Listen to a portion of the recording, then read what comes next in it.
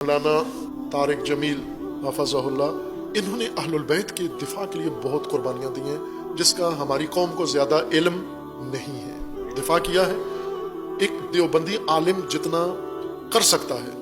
آپ یہ نہ کہیں کہ ملنگ کیوں نہیں بنے وہ، بلکہ میں سمجھتا ہوں ملنگوں سے آگے چلے گئے ہیں وہ.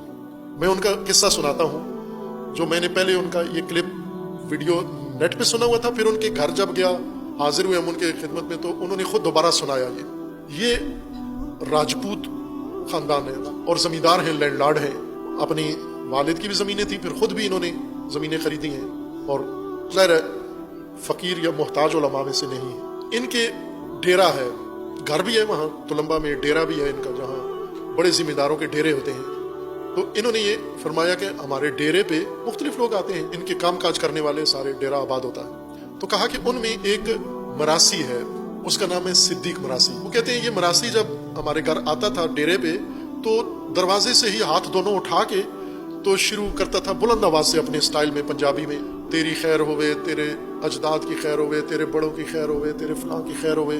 تو کہا میں حیران ہوتا تھا کہ یہ ہمارے گھر سے صرف کھانا کھاتا ہے، راشن لیتا ہے اور ہماری 10 پشتوں کو یہ یاد کرتا ہے، ایک ایک کا نام لے کے بڑے بڑے عزت احترام کے ساتھ کہ اس کی بھی خیر ہو، اس کی بھی خیر ہو اپنے طریقے سے. کہتے ہیں میرے ذہن میں یہ خیال آیا کہ میں کیا ہوں، میں ایک مراسی کی حد تک بھی شعور نہیں رکھتا کہ جس خاندان کے توسط سے مجھے عزت ملی ہے، جن کے صدقے میں مجھے یہ سب کچھ عطا ہوا ہے، میں نے تو ان کا نام لیا ہی نہیں، کبھی نام آتے بھی نہیں مجھے ان کے. سب پورا شجرہ نسب سادات کا، رسول اللہ کا یاد کیا اور پھر میں نے وہ پڑھنا شروع کر دیا.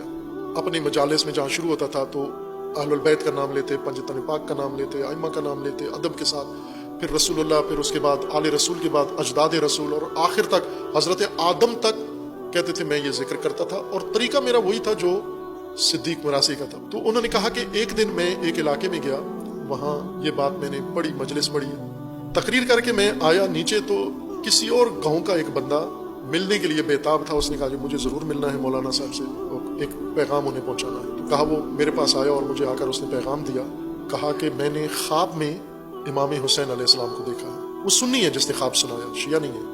امام حسین علیہ السلام نے مجھے کہا ہے کہ طارق جمیل کو جا کر کہہ دو کہ ہم نے تجھے اپنے خاندان کا صدیق مراسی مان لیا ہے، قبول کر لیا ہے تجھے. تیرا وہی مقام ہے ہمارے، جو تیرے ڈیرے پہ اس کا ہے وہی ہمارے ڈیرے پہ تیری مان.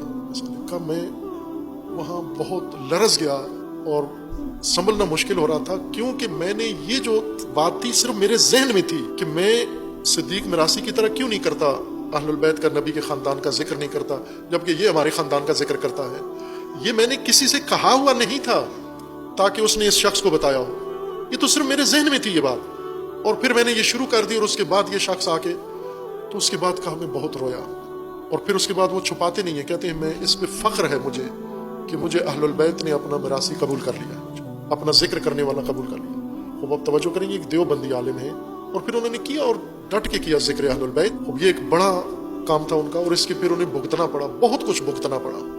آپ کو نہیں معلوم ان کے ساتھ دیوبند مسلک نے کیا کیا، علماء نے کیا کیا، ان کے خلاف کیا کیا، ان کی شخصیت کشی کیسے کی، ان کی کردار کشی کیسے کی، کیا کچھ حملے ان کے اوپر کیے، یہ آپ کو نہیں علم.